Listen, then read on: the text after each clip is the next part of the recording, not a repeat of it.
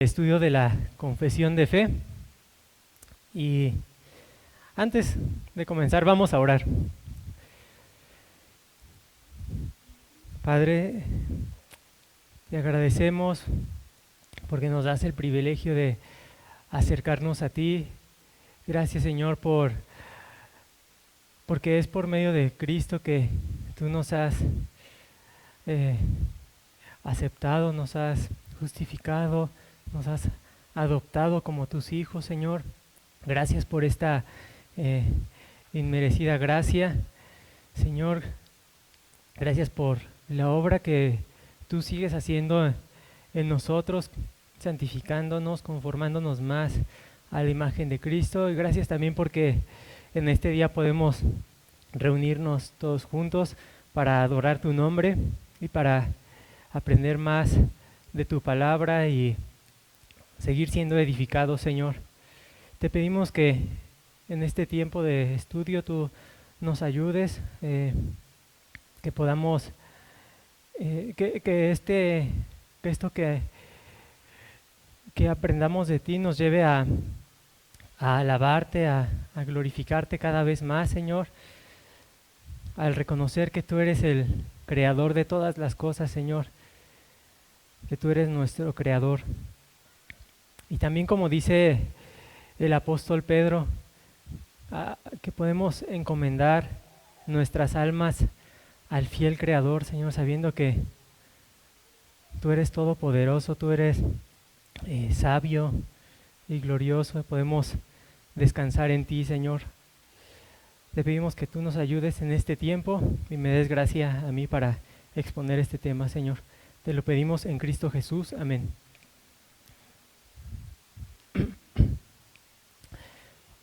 Pues hermanos, el día de hoy comenzamos un nuevo capítulo de la confesión de fe. Comenzamos el capítulo 4 que trata de la creación. Y creo que esto lo había comentado cuando comenzamos el capítulo 3, párrafo 1, respecto al orden que tienen los capítulos. Porque el capítulo 3 nos habla del decreto de Dios, del plan de Dios, y ahora en este capítulo 4 tenemos la creación, es decir, la manera en que Dios ejecuta ese plan, ese decreto. Dios lo ejecuta en las obras de creación y en la providencia. Entonces, por eso tenemos ese orden en la confesión de fe: capítulo 3 sobre el decreto, capítulo 4 sobre la creación y capítulo 5 sobre la providencia. Pero ahora en el párrafo 1 nos toca considerar la creación y podemos titular este párrafo como sobre la creación en general.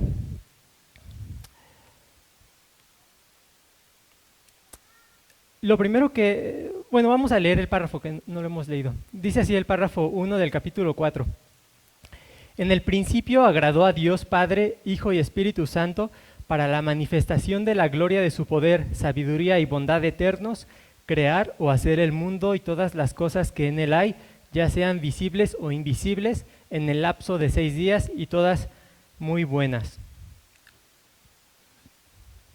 Entonces aquí tenemos la doctrina de la creación, que esta doctrina establece una de las distinciones fundamentales de la teología cristiana.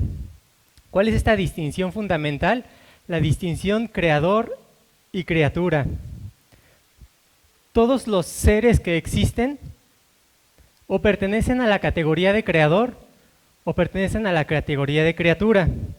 Evidentemente, en la categoría, por decirlo así, de creador, solo se encuentra el Dios Trino, el Padre, el Hijo y el Espíritu Santo.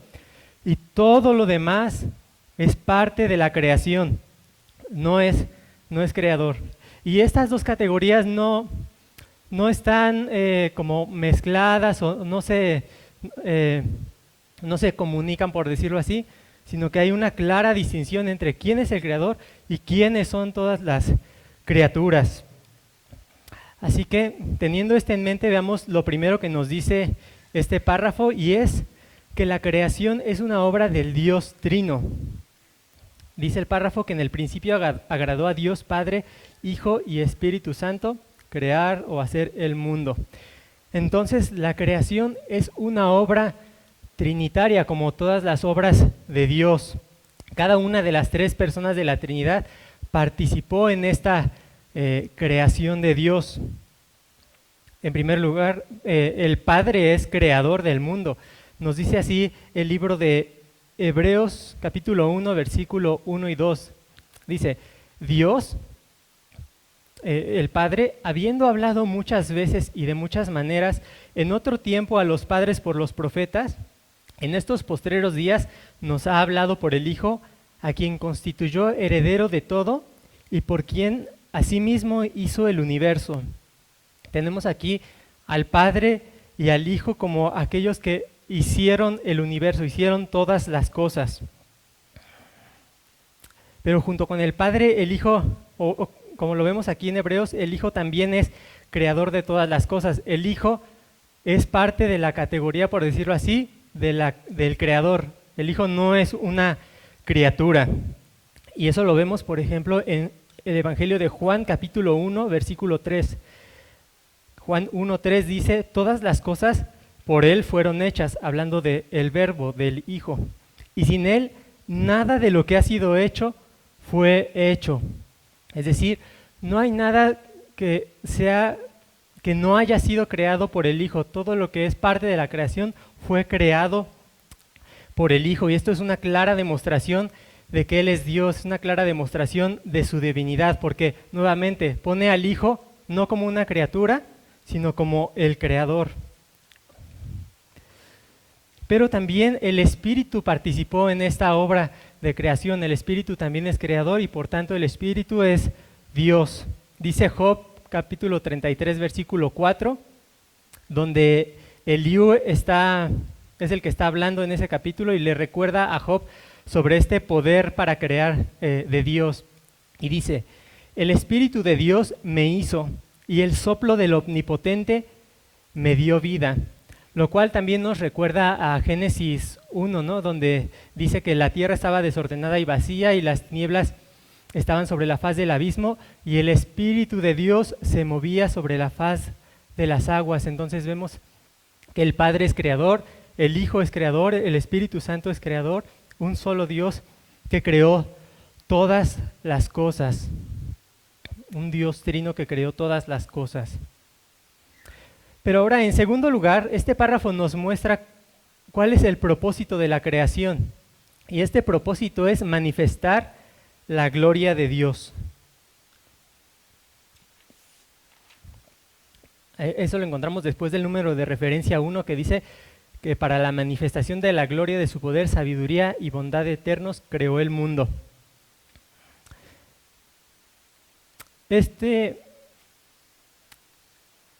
Uno de los pasajes que más nos viene a la mente respecto a esto es Romanos 1:20, donde dice que las cosas invisibles de Él, su eterno poder y deidad, se hacen claramente visibles desde la creación del mundo, siendo entendidas por medio de las cosas, de modo que no tienen excusa. ¿Qué es lo que nos dice entonces Romanos 1:20? Que por medio de la creación Dios está revelando su gloria, Dios está revelando sus atributos, Dios revela ese poder creativo, esa sabiduría para crear cada detalle del universo, cada detalle de nuestro cuerpo, cada detalle de este planeta Tierra. Vemos su bondad en proveer todas las cosas que se necesitan. Entonces, al ser la creación una revelación de la gloria de Dios, esto nos indica algo, que todos los hombres saben que Dios existe porque tienen esa evidencia palpable de la creación de Dios, saben que hay un creador y contra ese creador es contra el que pecan y su conciencia aún les da testimonio de que se están rebelando contra él.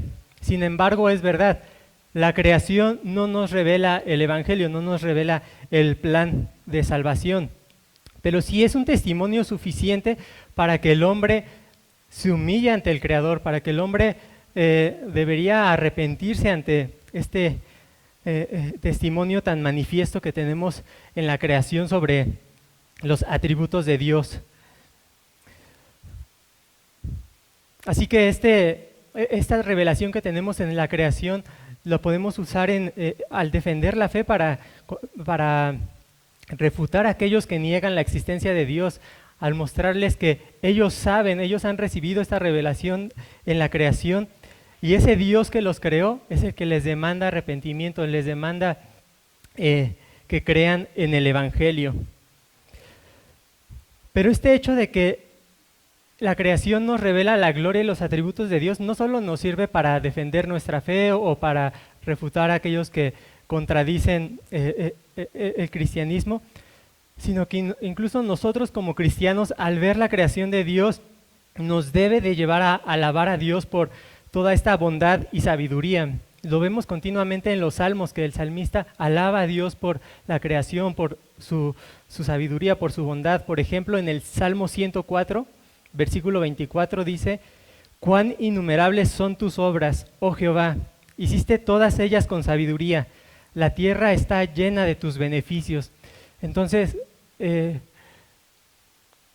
al contemplar la creación también como cristianos nosotros podamos alabar al Señor, darle gracias por su bondad y por su sabiduría, porque tal vez a veces, y lo digo por mí mismo, nos podemos acostumbrar a ver las cosas aún bellas que Dios ha dejado en la creación y nos olvidamos que son creación del Señor.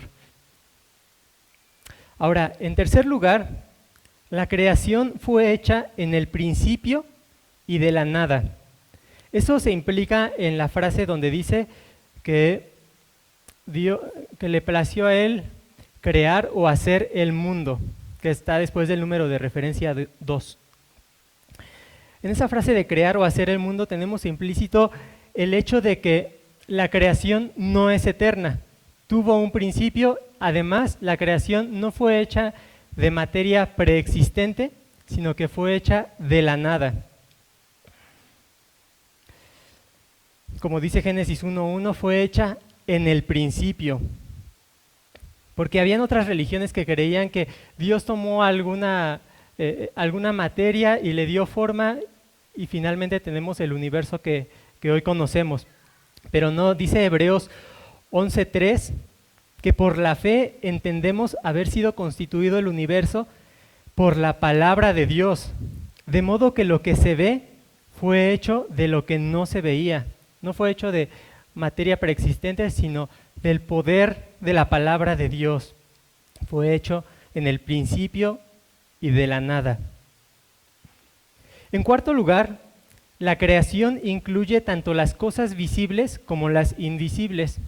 Nuevamente eso está después del número de referencia 2, donde dice que le plació a él crear o hacer el mundo y todas las cosas que en él hay, ya sean visibles o invisibles.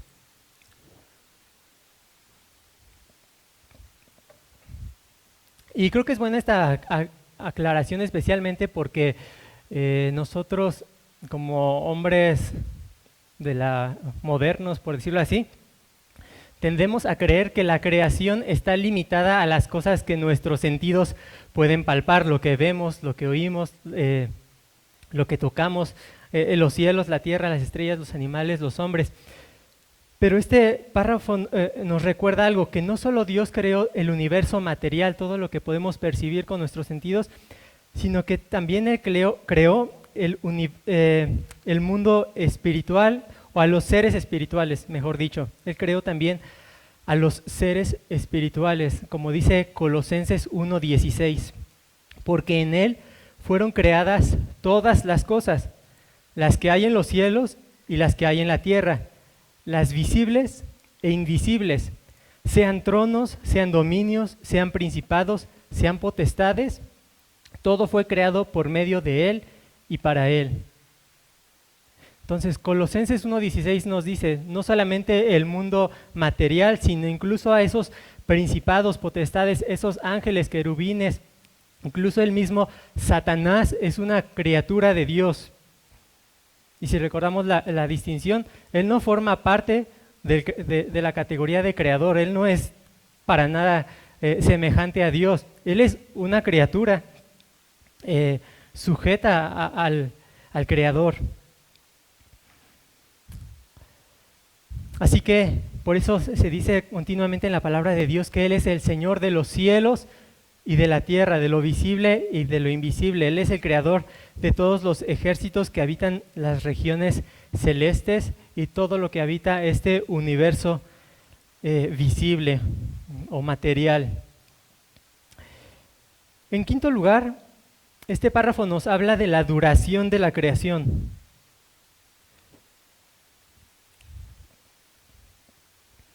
Después del número de referencia 3, dice que Él creó todas las cosas en el lapso de 6 días.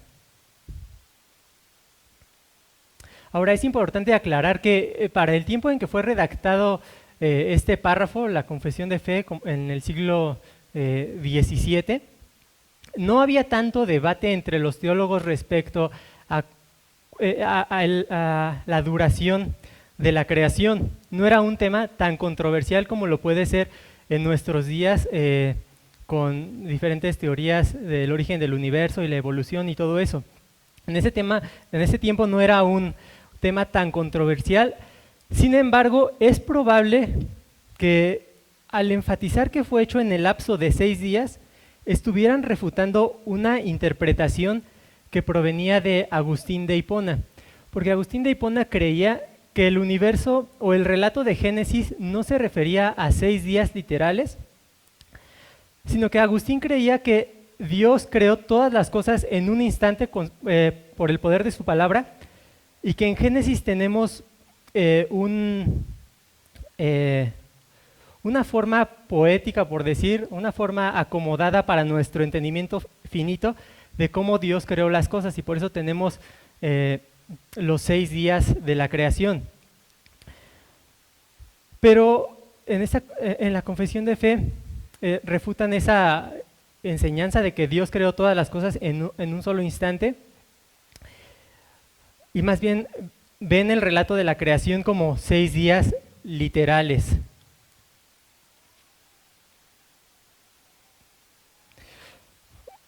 De hecho, es interesante que en las minutas de la redacción de la confesión, algunos teólogos querían que se incluyera en el párrafo que la creación fue hecha en 6 días de 24 horas. Pero finalmente decidieron quedarse solamente con las palabras de la Escritura de fue hecha en el lapso de 6 días. Ahora, en nuestros días es un poco más relevante o un poco más controversial este tema de la creación de Dios y la duración, porque por todas las teorías que han resultado de la era moderna, como teorías de la evolución y todo eso. Y entonces es importante tener claro que la creación sí fue hecha en 6 días literales, no fue hecha en 6 eras de millones de años, no fue hecho en 6 periodos de tiempo bastante largos. Y mucho menos el relato de Génesis es un relato mitológico como el de los pueblos paganos de aquella época. En el relato de Génesis 1 y 2 tenemos un relato histórico y literal de lo que Dios hizo en el principio. Ahora, ¿cómo sabemos que la creación sí fue hecha en estos 6 días? En una semana literal.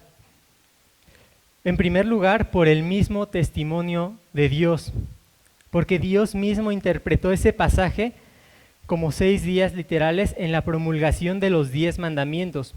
En Éxodo 20, 8 al 11, nos dice así, cuando Dios da los 10 mandamientos.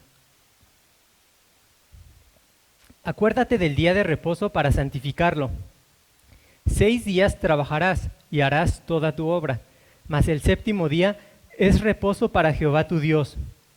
No hagas en él obra alguna, tú, ni tu hijo, ni tu hija, ni tu siervo, ni tu criada, ni tu bestia, ni tu extranjero que está dentro de tus puertas. Porque en 6 días hizo Jehová los cielos y la tierra, el mar y todas las cosas que en ellos hay, y reposó en el séptimo día. Por tanto, Jehová bendijo el día de reposo y lo santificó. Entonces, vemos aquí que cuando Dios da el cuarto mandamiento, utiliza como fundamento el hecho de que Él mismo creó el universo en 6 días y reposó en el séptimo. Y el teólogo Sam Waldron en su comentario de la Confesión de Fe dice este comentario muy interesante. Dice, al adorar al Señor en el séptimo día, Israel estaba diciendo que el Dios que adoraban era precisamente el Dios que hizo el mundo en 6 días y reposó el séptimo. La celebración del día de reposo se identifica en estos versículos como una señal y un pacto que atestiguan el hecho de que el Dios de Israel es el Dios que hizo el mundo en 6 días y reposó en el séptimo. Al observar el día de reposo, Israel proclamaba que adoraba al Dios que hizo el mundo en 6 días y reposó el séptimo. Entonces, este versículo es muy contundente respecto a cómo se entendía la creación de Dios como 6 días literales, porque ese es el patrón que luego Dios usa para que el hombre trabaje 6 días y repose en el séptimo. Además, en el Nuevo Testamento, Jesús y los apóstoles también citaron los primeros capítulos de Génesis como hechos históricos y verídicos. Pero ahora pasemos al último punto, que es el resultado de la creación. Es el sexto punto, que está después del número de referencia 4. ¿Cuál es el resultado de la creación? Bueno, dice en la Confesión de Fe que hizo todas las cosas muy buenas. Dios creó todo muy bueno, todo fue bueno en gran manera. Como recordamos que dice en el libro de Génesis capítulo 1, y vio Dios tal cosa y vio que era bueno en gran manera, y Dios hizo esta otra cosa y vio que era bueno en gran manera. Continuamente vemos esa frase en Génesis 1, cada parte era muy buena porque justamente reflejaba esa sabiduría, esa gloria, ese poder de Dios. No había, en el principio no había nada corrompido por el pecado, sino que toda la creación existía en una perfecta armonía. Pero incluso ahora, hermanos, aún ahora que el mundo ha sido corrompido por el pecado, aún que ahora vemos mucha destrucción, mucha corrupción, incluso ahora todavía podemos decir que los cielos cuentan la gloria de Dios y el firmamento anuncia la obra de sus manos. Todavía la creación de Dios nos testifica de